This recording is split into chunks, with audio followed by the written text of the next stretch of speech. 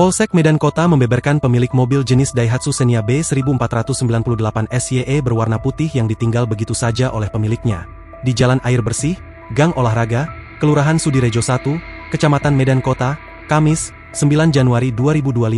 Berdasarkan hasil pemeriksaan polisi, pemilik mobil diketahui atas nama Jenny Friska Panjaitan, warga Jalan Muara 28D, RT 83 Jagakarsa, Jakarta Selatan. Mobil berwarna asli putih, BBM bensin dan tanggal surat tanda nomor kendaraan 25 September 2023 lalu. Kapolsek Medan Kota Kompol Selvin Trianingsih mengatakan, siapapun yang mengetahui pemilik mobil supaya mengabarinya. Kemudian, apabila mau mengambil, diminta datang ke Polsek Medan Kota, di Jalan Stadion, Kecamatan Medan Kota membawa bukti kepemilikan kendaraan. Pemilik mobil belum ditemukan.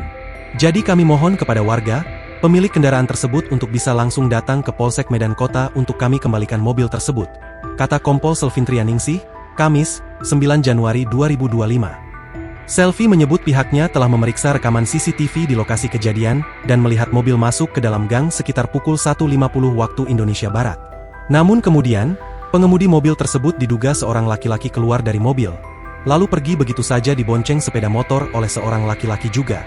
Kami melihat CCTV dari warga sekitar bahwa kendaraan ini diletakkan oleh warga sekitar. Kemudian, teman si sopir mengendarai sepeda motor menjemput pemilik kendaraan tersebut dan meninggalkan mobil tersebut, kata Kompol Selvin Trianingsih, Kamis, 9 Januari 2025, sore. Untuk mengevakuasi mobil yang terparkir dan terkunci dari dalam gang sempit sekaligus buntu butuh waktu, polisi terpaksa memanggil tukang kunci supaya bisa membuka pintu mobil.